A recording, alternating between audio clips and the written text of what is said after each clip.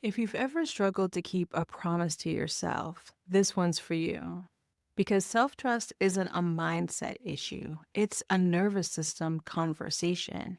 And by the end of this video, I'm going to show you how to rebuild that trust in some real grounded ways. Plus, I'll be doing a mini tarot pull with some extra clarity to support where you are right now. So come on in.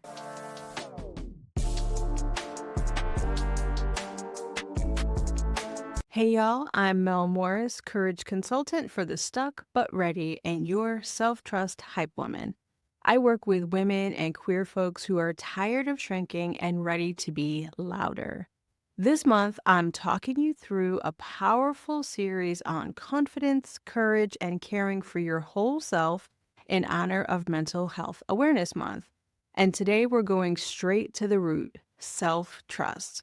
Now, before we get started, make sure to subscribe to get all this month's support on building self trust and focusing on your mental health.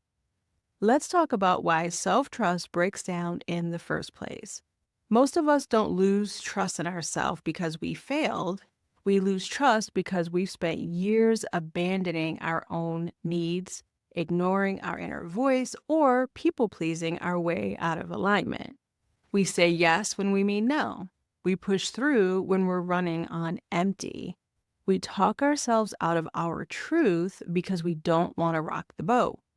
And every time we do that, we chip away at that part of us that says, I've got me.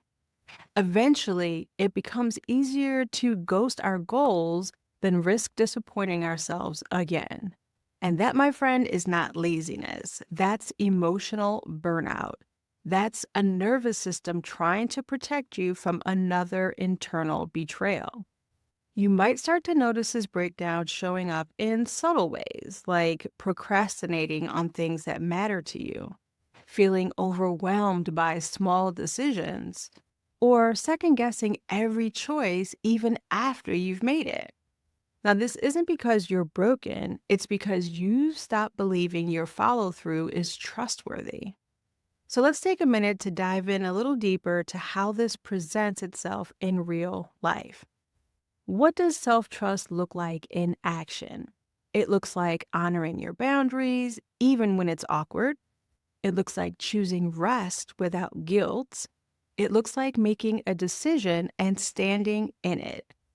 But when you're not trusting yourself, you might be saying things like, I can't count on myself. I'll probably just quit again. Or, I don't know what I want, so I'll just wait and see. Do any of these sound familiar? And here's the bigger question. What do you think it's costing you to live that way? When you can't trust yourself, your confidence takes the hit, but so does your mental and emotional well being. That disconnection, that's what breeds self doubt, anxiety, even depressive spirals. Because when your inner voice gets quieter, the external noise gets louder. And suddenly, everyone else's opinion feels more valid than your own. I don't think we talk about this enough in mental health conversations, but building trust is a critical part of resilience. It's how you rebuild safety with yourself. It's how you start to believe you're capable of change again. So, what do? We rebuild gently, intentionally, from the inside out. Now, here's how we bring self trust back online in a way that supports your mental and emotional health. I'm going to give you 4 suggestions here. So, number 1, start with one promise you can keep. Make it embarrassingly small, like drink a glass of water first thing in the morning when you wake up. Send that one email. The goal here is repetition, not revolution. You're teaching your brain and body that I follow through now. All right, number 2, track your wins. Every time you follow through on something, write it down. Keep a victory log. Even if it's a sticky note or a voice memo, your nervous system needs evidence that you are reliable. Okay, number 3, regulate while you show up. So resistance is totally normal.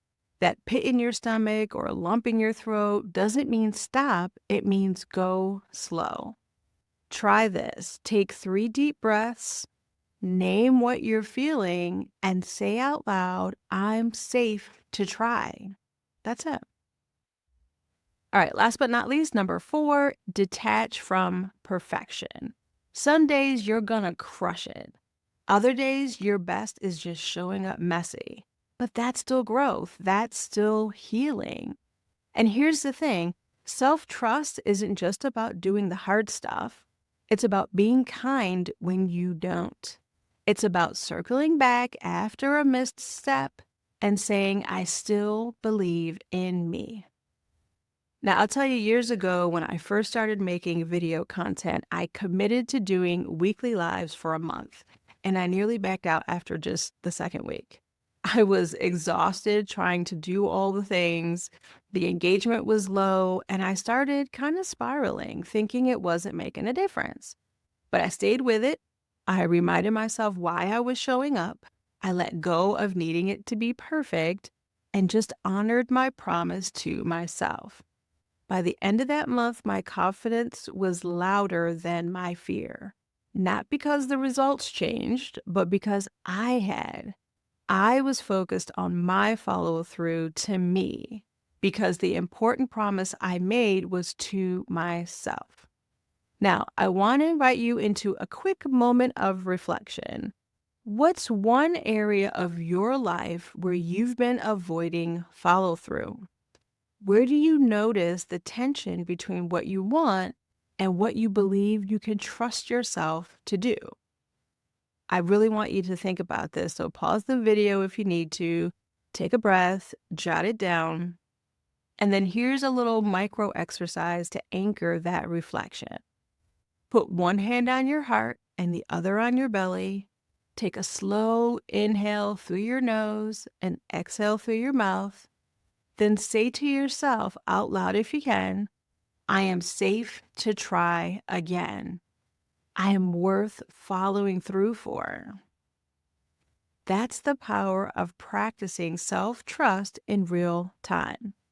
It's less about the outcome and more about the identity that you are reinforcing, that I'm someone who shows up for me. All right, so let's do our mini tarot card pull to support this energy and see what else Spirit wants from us today. All right. Today, I'm actually using the Gilded Tarot Royale. I haven't used this deck for a little while, but it was kind of calling out to me as I was getting ready to record this video. So, all right. We're asking, what more do we need to know about rebuilding our self-trust muscle? Okay, so we've got here the Six of Swords. Let's see if you can see this. Beautiful, right? And it really is about allowing yourself to go on this journey, to trust yourself as you are leading yourself in a new direction, going to a new place, knowing that you have the protection of all that you know, all the knowledge that you possess, that you know you have a place to be, you know that you can trust yourself. In this particular deck, you're the only person in this card. In other decks, there's another person who's actually driving the boat, but this is about you actually driving the boat, moving yourself forward, pushing yourself into trusting yourself all by yourself. You know you've got it. It might seem a little scary because it's kind of dark and you're out on the water, but you know that you have the ability, the capacity to get yourself where you're going. You just have to start on this journey. Oh, I love that. I forget how vibrant this deck is. And underneath that, so underneath for us is what we need to know that's kind of behind where we are right now. And here we have the Knight of Pentacles. And again, knights are about taking action, moving forward, kind of saving the day in different ways. And Pentacles is all about being grounded. It's earth energy, it's our home energy. So this is really about taking, knowing underneath, knowing that we need to start being the ones who are taking care of us, who are taking care of home, who are going to push us. It's time to push ourselves into doing more. And then again, the knowledge that we got here from this Six of Swords is that we know everything that we need to. We have all the tools that we need to really make it work. So here's what I want you to remember this week. Self-trust isn't building through big declarations. It's built in micro moments. When you rest instead of overwork, when you tell the truth instead of perform, when you follow through just for you. So choose one thing today, keep one small promise, then keep another tomorrow, and keep that momentum going. And if you want more support on this journey, I got you. This week's Substack newsletter on all of this goes a little bit deeper, so make sure to check it out. The link's in the description. And of course, you're always able to book a one-on-one advising session with me when you're ready to get some clarity on what's holding you back and how to move forward with power.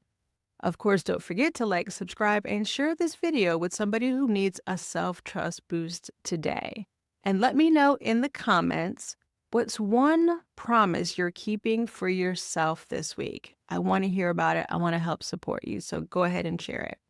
So until next time, give yourself some grace and stay magical, y'all.